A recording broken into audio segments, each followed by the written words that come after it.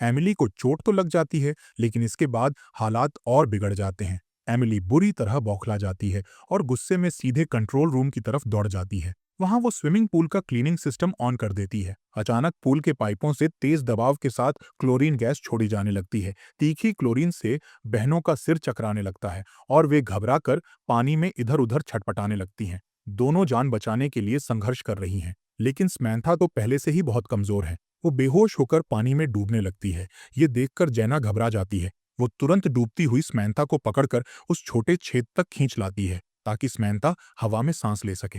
दोनों बहनों को लगभग डूबते देख एमिली को भी झटका लगता है। वो नहीं चाहती कि उसकी वजह से किसी की मौत हो जाए, इसलिए वो भागकर तुरंत क्लीनिंग सिस्टम बंद कर देती है। इसके बाद एमिली दोबारा उन बहनों के पास आती है और इस बार सीधे स्मैंथा की हीरे की अंगूठी मांगती है। स्मैंथा हिचकिचाती है, लेकिन मजबूरी में अपनी अंगूठी उतारकर एमिली के हवाले कर देती है। एमिली अंगूठी को उलट पलट कर देखती है और मन ही मन सोचती है कि इसे बेचकर अच्छे पैसे मिल जाएंगे। अब उसे समझ आ जाता है कि इन बहनों से इससे ज्यादा वो कुछ नहीं ले सकती, इसलिए एमिली कंट्रोल रूम में जाकर पूल का कवर खोलने की कोशिश करती है। लेकिन जैसे ही वो कवर खोलने का कोड डालती है, सिस्टम एरर दिखाता है। दरअसल माइकल ने पूल का पासवर्ड पहले ही बदल दिया था। ये देखकर अब एमिली सचमुच घबरा जाती है। अगर वो कवर नहीं खोल पाई तो दोनों बहनों की जान चली जाएगी। मगर उसे अपनी ब्लैकमेलिंग वाली हरकत भी याद है, इसलिए वो न किसी को मदद के लिए बुला सकती है, न खुद पुलिस को फोन कर सकती है। अभी अभी जेल से निकली एमिली बिल्कुल नहीं चाहती कि फिर से जेल जाना पड़े। कुछ देर तक असमंजस में रहने के बाद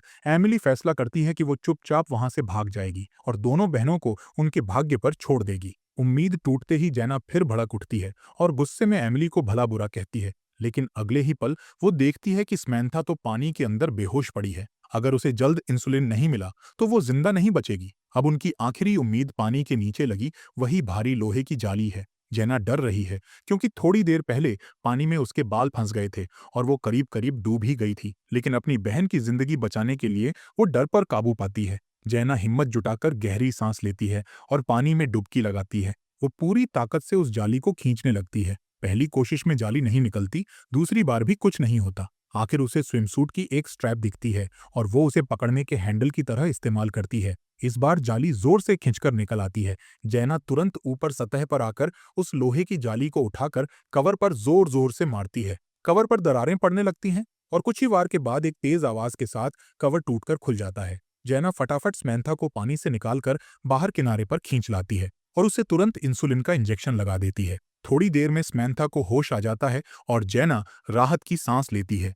उसी वक्त एमिली एक बार फिर वापस आ जाती है। इस बार उसके हाथ में बंदूक है और उसका निशाना सीधे उन बहनों पर है। एमिली को डर है कि अगर ये दोनों बहनें बच गईं तो ये पुलिस में उसकी शिकायत कर देंगी। इस खतरे को खत्म करने के लिए उसने ठान लिया है कि वो अब खुद ही उन्हें गोली मार देगी। जैना डर के मारे स्मैंथा से लिपट जाती है और रोते हुए एमिली से विनती करती है कि हम किसी को कुछ नहीं बताएंगे। लेकिन एमिली को उन पर बिल्कुल भरोसा नहीं है और वो बंदूक ताने धीरे धीरे उनके करीब आती जा रही है। आखिरकार हताश होकर जैना को एमिली की कमजोर नस याद आती है। वो जोर से चिल्लाती है, अगर तुमने हमें मार दिया तो तुम्हारी बेटी का क्या होगा। इस बात का एमिली पर गहरा असर होता है। वो कुछ पल के लिए चुप रह जाती है, फिर धीरे धीरे बंदूक नीचे कर लेती है और स्मैंथा की अंगूठी उसे वापस दे देती है। जैना जल्दी से 911 पर कॉल करके मदद बुला लेती है और अपने वादे के मुताबिक वो एमिली को वहां से भाग जाने का मौका भी देती है। आखिरकार लंबी मशक्कत के बाद दोनों बहनें सुरक्षित बच जाती हैं। तो इस कहानी से हमें यही सीख मिलती है